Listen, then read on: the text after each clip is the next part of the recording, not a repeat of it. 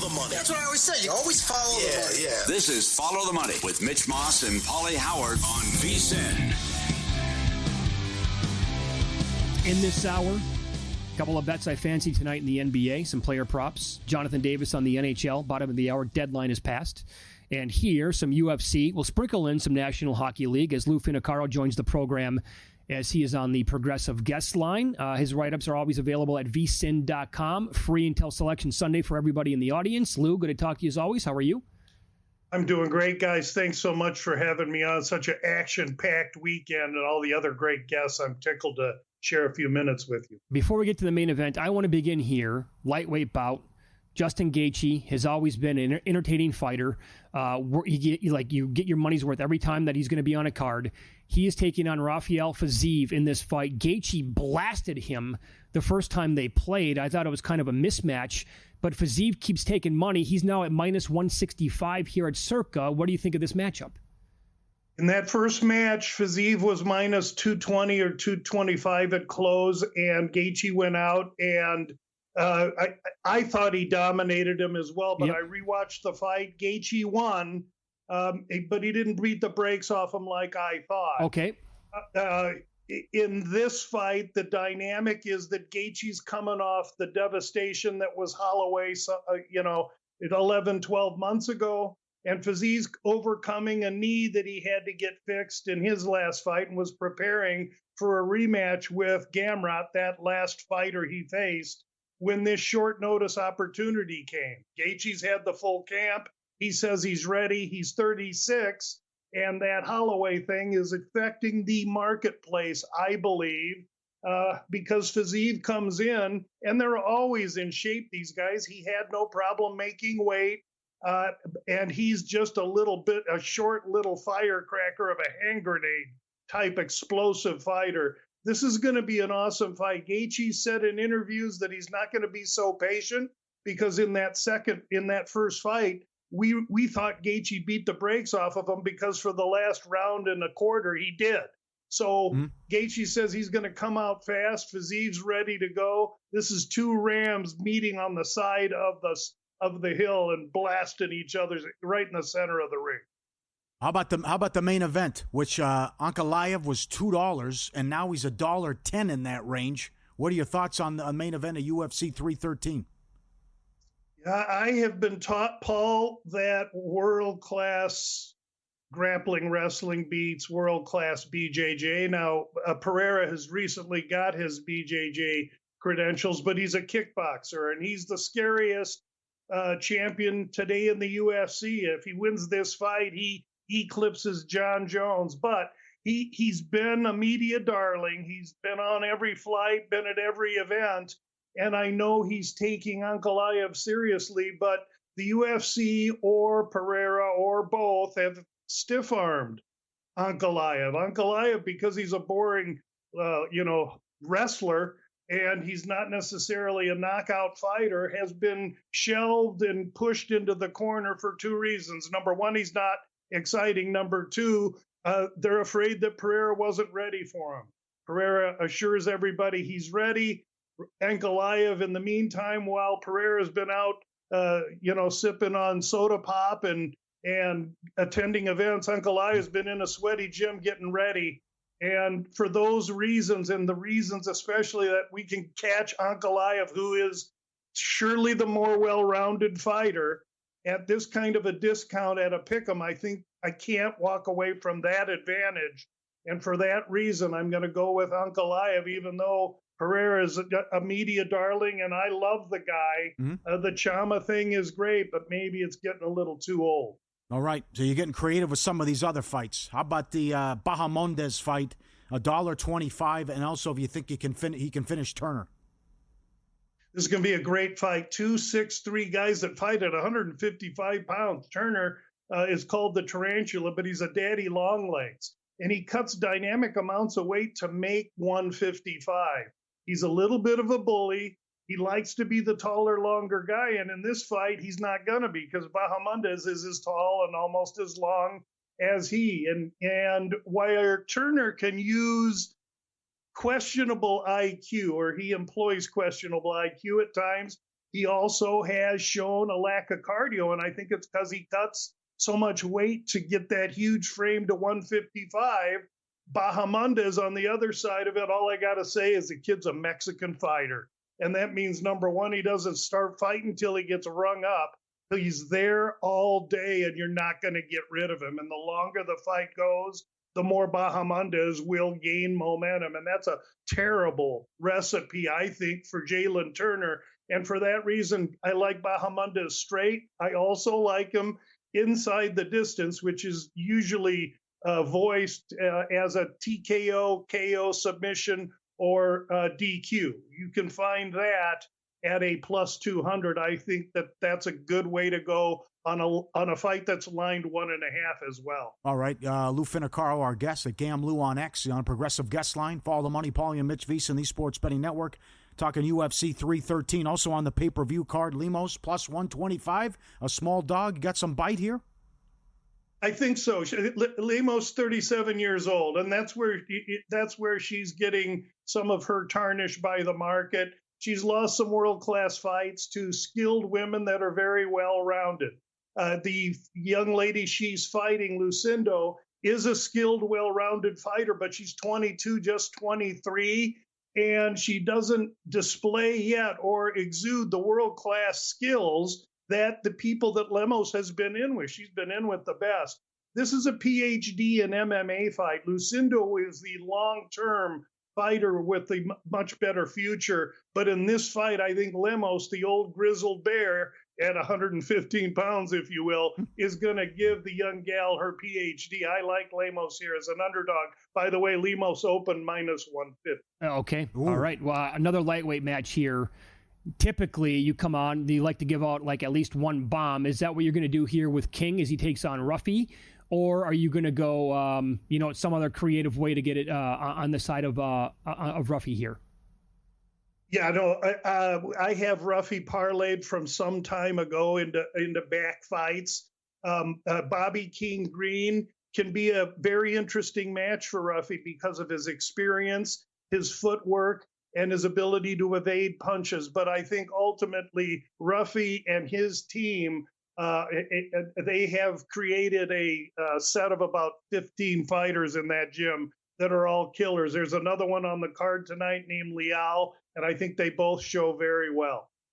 What is your reaction? And we're talking to Lou Finocchiaro here on the Progressive Guest Line. That's all your bets, by the way, in the UFC, correct? Two more. I have one more I'd like to discuss on the lower card. There's Francis Marshall fighting a young Brazilian named Santos. Santos is in his sophomore fight in the UFC, and his first fight wasn't that strong. The young man Marshall has had a handful of fights and decent results, and he's fought a good level of competition. I think this is too much too early for Santos to be priced this high. This is out of whack, and so a little taste on Marshall straight is a good idea. However, the points handicap, which you can find at DraftKings, Marshall plus 3.5 points is plus 100. This fight is lined 2.5 rounds in a 3-round fight over minus 210. I think Marshall shows up, he takes it to decision and either wins the decision or loses a tight decision. But I think we got a live one in Francis Marshall. All right, very good. You also love yourself some National Hockey League. What is your reaction when I tell you that Brad Marchand has been traded from the Bruins to the Florida Panthers?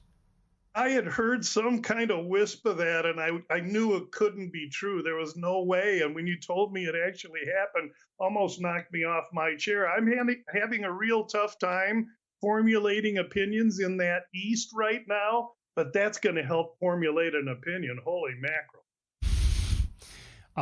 Do they vault to the top? Are they the number one team, you think? Are they ahead of Carolina? I think they're a top 3 team right now, and all you got to do is get in the tournament.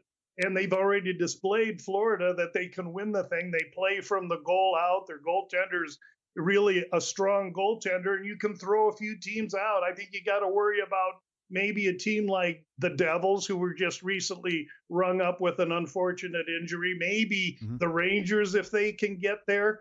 But I don't believe in Carolina, as talented as they are. Every year they seem to get there and just squeeze a little bit too tight. And I hate to say it, because I love Brindamore, but I think that's a reflection on him just a little bit. Toronto's only 2 back of Florida.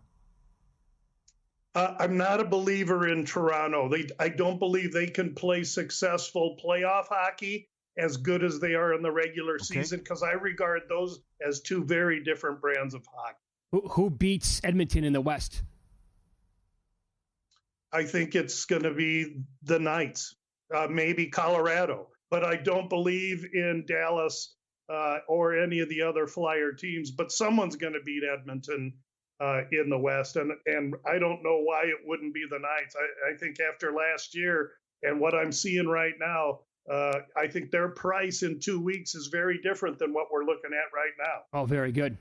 You can follow Lou on X. He's at GamLou, the About Business podcast, and you can always read his write-ups at VSiN.com on the UFC. Lou, excellent appearance as always. Thanks for the time. Go get him this weekend. Thanks so much, guys. Have a great rest of the show. You're killing it. Thank you. Good job, Lou. And he was on the Progressive Guest Line. Good mix with the UFC cards. Yeah. Picks there. All right. I was shocked by Boston with the fire sale. Incredible. That, no kidding. Wow. Well, how about Winnipeg? I mean, if Edmonton can't get it done. You didn't even mention him. I know. 90 points. I'm playing against them tonight, but they've had a hell of a year. Up next, we will get into tonight's NBA card. I firmly believe that we have at least one really strong angle with 3-point props tonight. I'll share them with you next here on VSiN.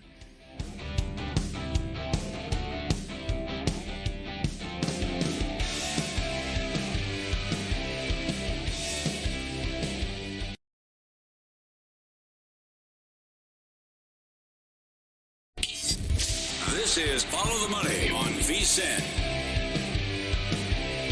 This is a big trip coming up for the Los Angeles Lakers. They go to the East Coast. They play Boston tomorrow night. That's on national TV. The team is playing great basketball. That was a very good come-from-behind win late last night against the Knicks to get them in overtime. They won a ton of games here recently. Luka and LeBron, obviously, they have the entire fan base fired up. I am looking right now at a point spread on that game tomorrow night in Boston, around 6. What is your gut reaction to that number? Porzingis says he's back. Total? 225.5. Okay. Here's my first thought. I would say the over, and it's just going to be where, okay, we're going to pack it in, then we'll see what you do from 3. And this is the team that's number 1 in threes attempts. So school could be out early, though. I'm rooting for the Lakers, and I hope it's competitive. I think the Celtics sat players last night for a reason. Okay. So they would be all good to go for the game on Saturday night. And I think I'm absolutely betting Boston tomorrow. Yep. And I might bet them, what does Aaron Renning say? Around the world? Every which way but loose. Okay. Well, this is where they could hurt them with what they're doing defensively. Because if you're gonna pack it, you're not gonna change what you're gonna do now, or just do it for one game. I mean, you're on fire. This is working. This is great. So, if you're gonna leave Porzingis and Tatum and Brown and all these and White and Pritchard, oh my God, well, wide open from 3, right? Yeah, good. And Macero was talking about great timing too, because Celtic City debuted on HBO on Monday, and just the rivalry, and they hate each other. But the Jerry West line was, "I'm a wolf, and you don't bleep with wolves." Yeah, and they knew that, and he hated losing to him and haunted him and thought about it all the time. It was a great interview from West, but it's also a tough spot for the Lakers, right? The overtime win, and now you start the road trip, and can you keep this going? But they got Luka and LeBron, and what they're doing, it was just that Reeves was so bad to start. He was rusty. He didn't have anything, but certainly the supporting cast made some shots down the stretch and brought him back down 13 with the big win. All right, so here's my angle for tonight. I have a couple of them, and I know people love betting their same-game parlays. I'll even throw one of those in. I actually prefer ladder bets by a mile. Like, I love laddering bets with player props. I think the audience should probably start doing that more than parlays. But you love parlays, so I'll give you one. And this is the breakdown of the Cavaliers and the Hornets. Going back again, Buddy Hield had 5 threes against Charlotte. The Wizards hit 17 threes against the Hornets. Klay Thompson made 4. The Warriors hit 15 the week before that. Buddy Hield had 4 in that game. Sacramento hit 20. Zach LaVine had 8. Portland hit 23s against the Hornets. Simons had 5. 2 others had 4. Anthony Edwards hit 6. Dante DiVincenzo hit 4. And the Wolves hit 21 threes. I am finding players to bet against. I'm sorry, bet on when they're playing against the Charlotte Hornets with a 3-point prop. They are horrendous defending the perimeter. So here's the same game parlay that I played tonight. Ty Jerome, DeAndre Hunter, Max Strus. All 3 of them hit 2+ threes. I played that at plus 350. I prefer the latter bets. I did DeAndre Hunter straight up, over 2.5, plus 210, or 3+ at plus 210, but I laddered Max Strus. The guy has been on fire lately. This team scores a ton of points. They are blowing teams out. He gets a ton of minutes as well, even in these blowout games. I laddered him to hit 3, 4, and 5 threes tonight. The 3+ paid plus 145, and then it goes up beyond that. The 5+ I think was 9-1 in this game. Sure, Mitchell and Garland are probably going to have great games. The numbers are too high for me. Yeah. I'm looking at and Hunter, by the way, has been magnificent offensively and defensively since he got in Cleveland. Yeah, the numbers when he's on the floor are nuts. So see if they keep they'll win. They're laying 16. There's a quick pick at Will Hill Caesars. Cavs win. Mitchell has at least 25 and 8. Mobley has 20, and Garland hits a couple threes, which is 16-1. You want to look at a quick pick on this game tonight, but it should get out of hand and get whatever they want offensively. Everything's free at VSiN.com. VSiN.com/championship week. If you fire up the prop analyzer, Nurkic for Charlotte is on an 11-2 underrun with his assist, and he is supposed to go tonight for the Hornets. Okay, I'll give you another team here. This one I have struggled with, I did earlier in the morning. And the team that you want to fade would be Utah. And they're going to be sitting guys again tonight. They take on the Raptors. So the Wizards hit 17 threes against Utah. The Pistons only shot 11 of 41. Beasley was 3 of 14. Cade was 1 of 8. Hardaway was 1 of 6. They had an off shooting night, but they still put up plenty of them. New Orleans hit 15. The Wolves hit 20. The Kings hit 15. The Blazers hit 14. The Rockets 17. OKC 19. And the Lakers hit 20 going back against this Utah 3-point defense. They allow 44.1 points per game from downtown. Tied with New Orleans, 2 of the worst teams in the entire league. The problem is in this game, the Raptors are not a good 3-point shooting team. And nobody has been, quickly, first of all, he might be the one guy who's going to take enough that he can bank on. It's 3.5 tonight. Can't bet that number. And then guys are injured. I don't know who the hell is going to be playing at this point. Too tricky to formulate. But that's something anyway that you want to. We only have, a month left of the NBA season. You need to pay attention to who Utah is playing every single game from a 3-point prop perspective. Mm-hmm. I don't have anything tonight, but it's worth pointing out the defense has been so bad. And also Dallas now could be one of the worst teams in the league. And now it looks like Lively and AD maybe not when they're coming back. Why even bother at this point? But they're playing Memphis, who's number 1 in pace, and the total's 239.5. And I agree with our guy Cohen. Dinwiddie over 5.5 assists. I mean, someone's got to get involved, score. Someone's got to distribute and dish it out. So, which figures to be a high-scoring game. Someone's got to eat for Dallas, and maybe that's Dinwiddie over assists. Don't you think Memphis, and maybe the power rating's completely out of whack too. Memphis laying 10.5 on the road. I wouldn't be surprised if they win by 30. I was going to say, isn't this kind of game where you want to maybe look at betting around the world as well? Yeah, right. Because that's not bad. 5.5, 6 in the first half. 2.5 first quarter. Okay. Yeah. I mean, it's just this. So far, so good. They got blasted in the first game. And they know the writing's on the wall and this season's over. Check your updates and social media for the Denver game. With Gordon out, if Joker doesn't play and it's ticked down to 6.5, oh, man. Who means more to the number than this guy? Oh, nobody. The on-off numbers with all season with Denver. So if he's unable to go without Gordon, I mean, you could make the case that this could be pick'em. And by the way, Paul, that might have been a sign to watch when the Phoenix came all the way back in that fourth quarter to beat the Clippers. They're hanging on to their playoff lives here. right? This is not a good matchup for this team. And the door's open now with what happened to Dallas. That's right. So, I mean, if Joker doesn't play, this will absolutely crash big time, just like the Portland OKC did yesterday when we were on the air. Mm-hmm. The news came out that every single player essentially was sitting for Oklahoma City. It dropped from 14.5 to 2. Mitch gave you all his props and picks, same game parlay. I think the wrong team's favored in the OKC-Portland game. Almost everyone's out. Ton of guys out for OKC. Mitch mentioned it yesterday. It came down where we were on the air. Crazy. 14.5 down to 3. And Portland is playing well. Billup's doing a great coaching job. Another team that's right in the mix to participate in the play-in with all the injuries in Dallas. And Portland's 15-7 straight up going back, taking the points with Portland tonight. Best Bets brought to you by G-Bank, official bank of VSiN. Up in the ante with a $750 bonus for new G-Bank Visa Signature Card customers. And new customers who spend $1,000 on eligible purchases within 90 days from account opening get a $250 bonus. And if you spend $50,000 on gaming and sports app loads within the 30 days of account opening, you get another $500 bonus. Apply now. VSiN.com/GBank.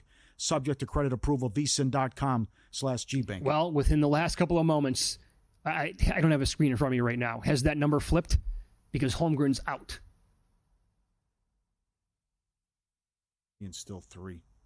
Yep, Portland's going to be a play. Yep. Adding that to the... and there was no reason to play him either. No, down to God, 2. no. Okay, down to 2 Will Hill Caesars. Yep. I'm on the app now. And still 6.5 on Denver. Also, what happens to the total, too? That's another one. Because Denver doesn't... He's got to set these guys up. Oh. And if he's not out there to set them up, too, I mean, look at the dimes he hands out every game. Well, that's why the guy still has like a great case to be the MVP this year. Yeah. Not only like he's having the best season he's ever had, and his on-off numbers are laughable. When the dude's not on the court, it's like, okay, let's bet against Denver every single time. This is a gift for Portland here.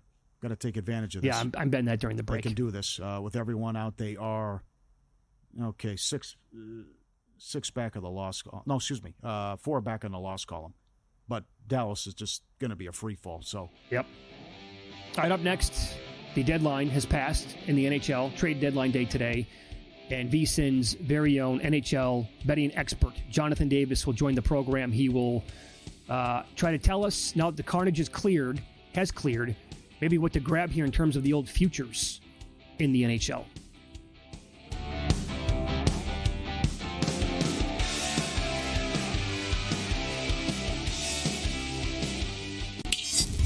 This is Follow the Money on VSiN. The deadline has come and gone, trade deadline day in the National Hockey League. This guy does a great job every day throughout the entire season on VSiN.com. All the picks. He is our NHL betting expert. He's on the Progressive Guest line, and by the way, it's free for everybody until Selection Sunday, VSiN.com/Champ Week. You can read it there. Jonathan Davis, how are you, buddy? I'm doing great, guys. It was one heck of a day today. Okay, so we were talking about this during the break. Which trade really caught you by surprise the most? Go ahead, take it away, because I don't know which one it was. Well, I mean, look, the Carolina Mikko Rantanen trade, that was the biggest trade, that's been talked about ever since he got to Carolina. So he goes to the Dallas Stars today. I mean, what a kick of the shorts that is for his former team, the Colorado Avalanche, who they could play in the first round of the playoffs, and signs a deal that pretty much the Avalanche were offering him when he was still there. But if you're Carolina, you lose Rantanen, you traded Martin Necas and another player, Jack Drury, to get Rantanen. And so now all those 3 guys are off your roster. You bring back Logan Stankoven from Dallas, good hockey player, rookie of the year candidate before the year started, but he's 5'0". And I'm sorry, I know you get 2 first-round draft picks. To me, that's a fireable offense. You can't let a guy who's a 100-point player get away and not get someone of any significance on your roster. The deal was just a bad deal with Colorado to begin with. Think about it. I don't know, take an NBA star that gets traded twice within a month in the same season. That's unheard of. How about what Boston did? Yeah, I mean, Pauly, the Boston Bruins, I heard Elliot Friedman say on the Sportsnet broadcast today, by his count, they have 5 players left on their roster from 2 years ago. Oh, wow. It's an absolute fire sale.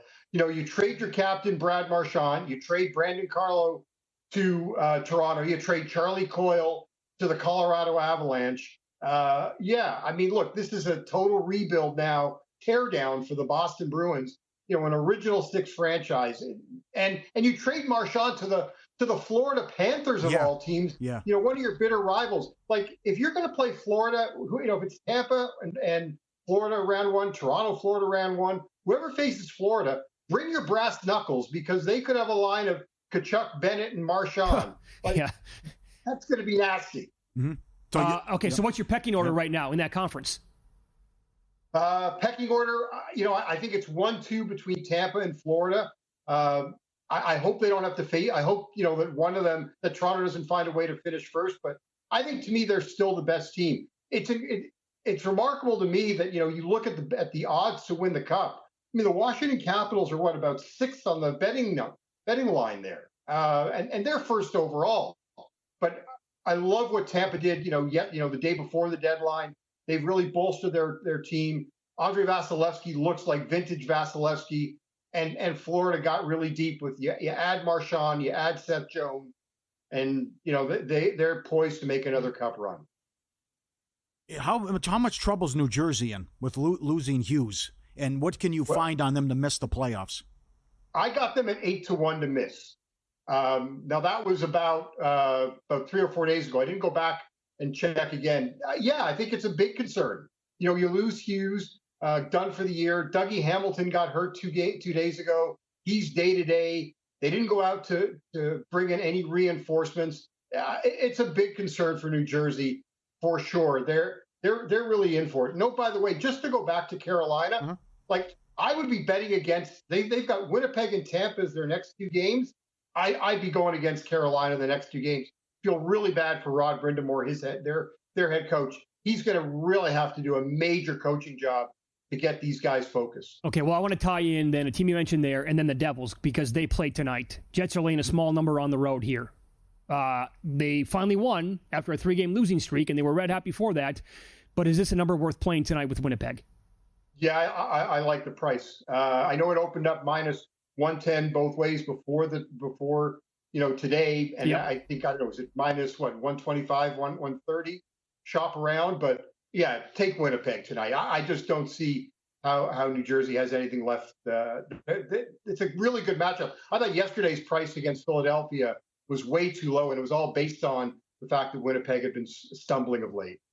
Can Dallas catch them in the division? Yes, I believe so. Their schedule is favorable. The deal that they made surely helps them. I do like, Winnipeg added some more grit to their lineup. But, I think Dallas can definitely catch the Winnipeg Jets. What else caught your eye today? Anything major? I mean, those 2 things that we just talked about were absolutely, gigantic in terms of news-making trades, obviously. But anything else happened that was good? Well, I think Toronto helped themselves out. They got themselves, Brandon Carlo's a very rugged defenseman. They needed that. They added some depth down the middle. The deals that Colorado made, yesterday to get Brock Nelson from the Islanders and Charlie Coyle today from Boston. I mean, they're as deep down the middle as any team in the NHL. They added to their blue line. They look really good. Like, if you get Dallas and Colorado round one, I mean, that's a real flip a coin on who wins there. Other teams that I thought did well. Not enough to necessarily move the meter for me. I mean, look, Vegas didn't, I thought Vegas was going to do something. They were trolling everybody on Twitter. They tweeted out high, and that, trying to get people to think they were going to do something. They didn't, but they're still really good.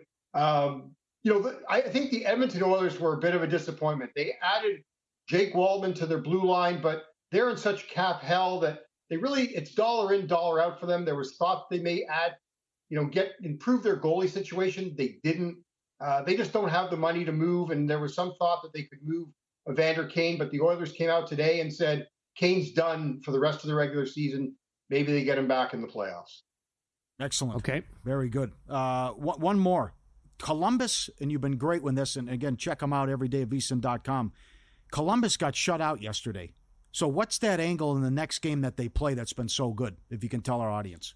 Yeah, so the angle is to play the first, after a team has been shut out, the next game, play the first period over and a goal in the first 10. The goal in the first 10 is hitting, I think it's like 74 and 36, and the first period over is right there with it. My favorite one, though, that I recently jumped onto was when you've got a favorite that is minus 400 or more, play the dog to score in the first period. 16-4 this year. 16-4 for the dog to score in the first period. Interesting. What are the typical prices on something like that? Well, last night I got San Jose at even money. Yeah, I mean, it's usually not more than minus 110, but usually you're getting plus money on it. Okay, so they're dropping the puck not too long from right now. In fact, 7:07 p.m. Eastern time, 4:07 out here on the West Coast. Exactly 30 minutes from right now. Ovechkin, his current price to score a goal tonight is plus 105. Is that, I know, is that worth a bet or no? I mean, for me, I play Ovechkin every night to score a goal, every night for the last goal of the game.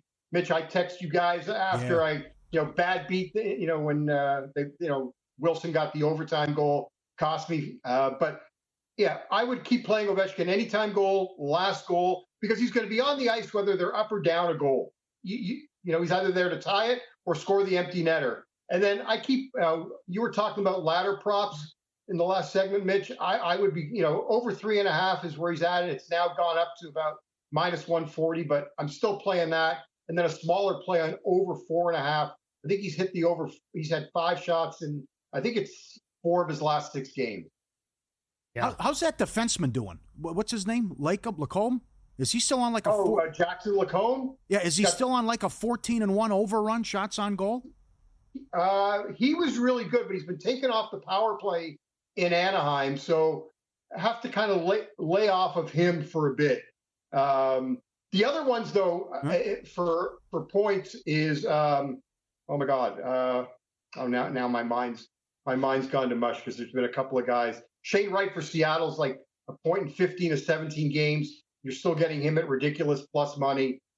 Nick Suzuki in Montreal has been like over 1.5 shots on goal, and you're still getting him at plus money. Those are a couple that come to mind. Thomas Harley of the Dallas Stars. Play him for over half an assist. That's been at like a plus 140. And with Miro Heiskanen, their number one defenseman out, Harley has been a stud, continued his run since playing for Canada at the Four Nations. Very good. 30 seconds here. If you had to bet an exacta right now, just to meet in the Stanley Cup final, it would be who? Exacta to meet in the Cup final. I'll take, I'm going to go Tampa, and I'm going to go Dallas. Tampa, Dallas. Okay, very good. Oh, Bettman's at Hoover Dam. Oh, God. Oh. Hey, Jonathan, you do a great job every single day on the website. Yes, absolutely. I appreciate it, guys. Thank you for having me. Good luck tonight and this weekend, okay? All right, you too, guys. Take care. There you go. Jonathan Davis on the Progressive Guest Line. You can read all of his stuff for free. Everything is free on the website, VSiN.com/Champ Week until Selection Sunday. In Pocket Plays, what we are betting tonight next here on VSiN.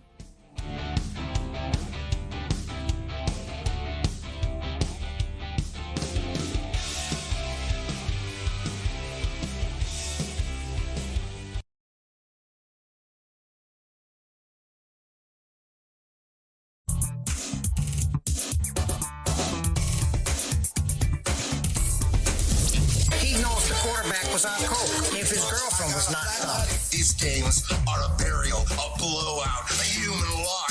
You can bet your children's unborn children on these games. I was so good that whenever I bet, I could change the odds for every bookmaker in the country. All right, 2-0. Got the goal right away in the Stars game. Dallas on a 21-3 run, goal in the first 10. And Utah Valley, no problem against Abilene Christian. We're sticking with the hockey again. Every game cashed last night, goal in the first 10, 9-0.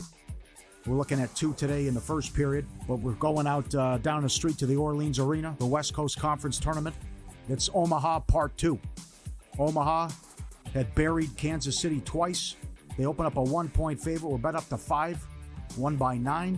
Portland is 2-0 against Pepperdine this year. Both wins by 20. $1.15 on the money line. I'll take Portland Pilots. The big one tomorrow, Chapel Hill, Carolina plus 11.5 against Duke. Tonight, UNLV getting 12.5 against New Mexico. Yeah. Rebels playing well. Shocked San Diego State. Surprised. Shocked's too strong. Surprised San Diego State the other night. Aztecs now last 4 in. It's going to be huge bubble implications out here for the tournament. Chicago, Utah, first period over. Likewise, Capitals and Red Wings ready to drop the puck coming up, and we'll see if Ovechkin gets another one.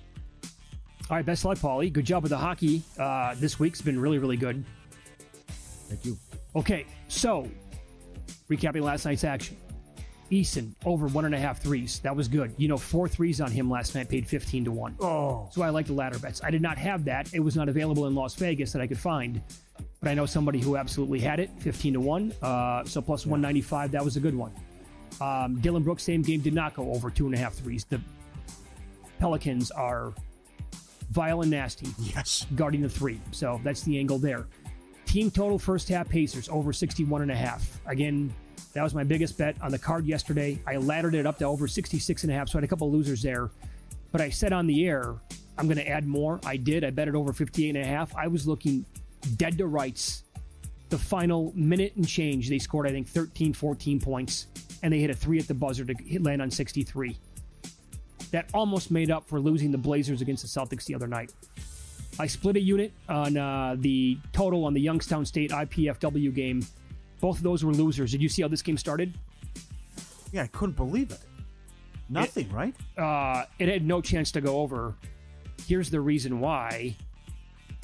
Last night, Brickfest. Early second half, Youngstown State was 0 of 15 from 3. Oh, God. And Purdue Fort Wayne started 3 of 11. So when that happens, they're taking a bunch of threes. They can't hit any of them. So, no good. Had no chance. Onward, upward to tonight's action. Talked about this earlier this hour. Here we go, baby. Again, the Hornets are in action. Dreadful. I will lay it out for you here again, going back. Buddy Hield had 5 threes against the Warriors.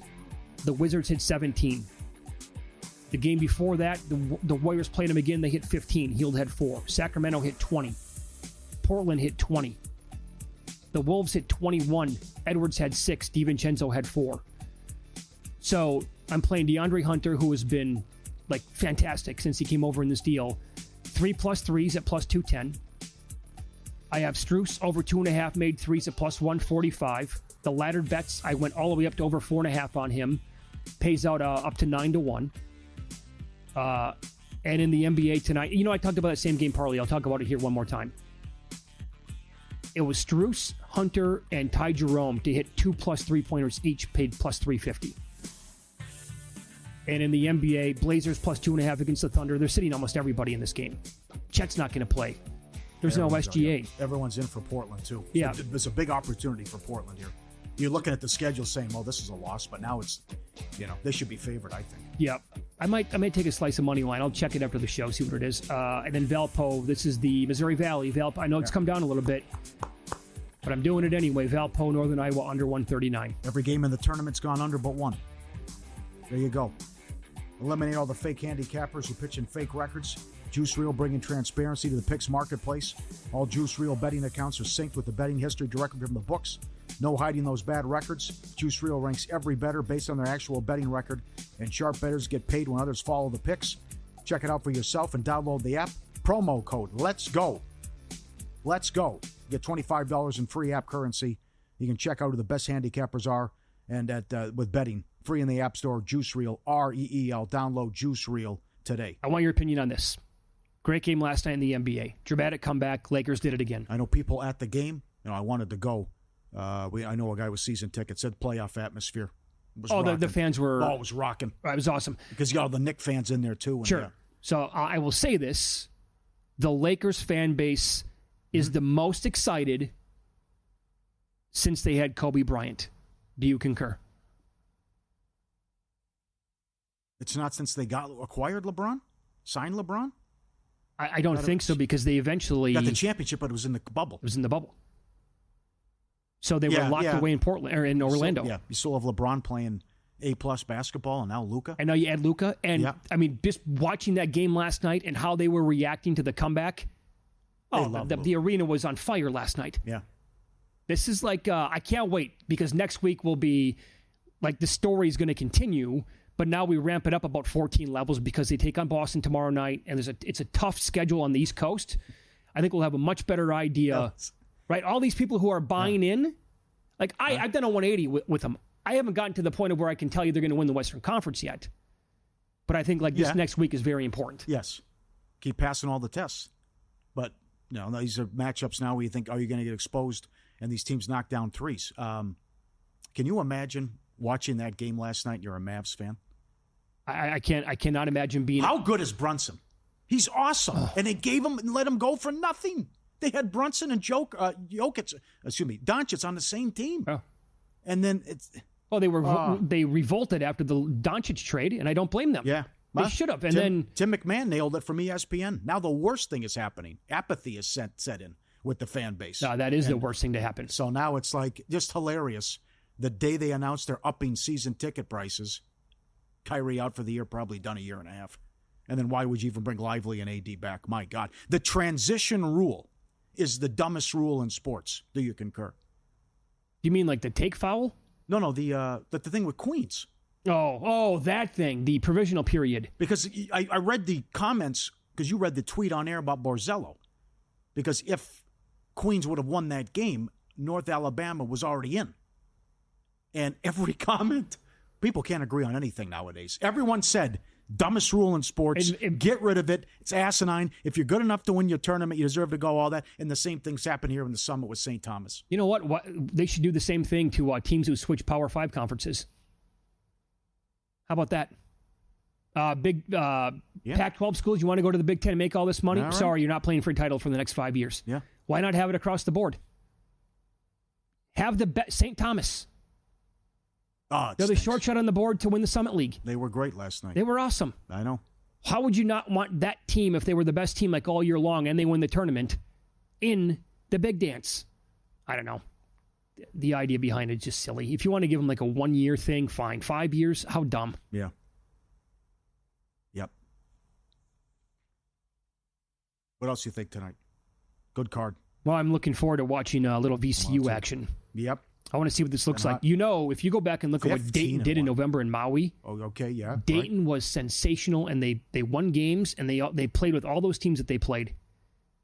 And, when we talked to Bruce Marshall, he was right. He goes, this is not November anymore.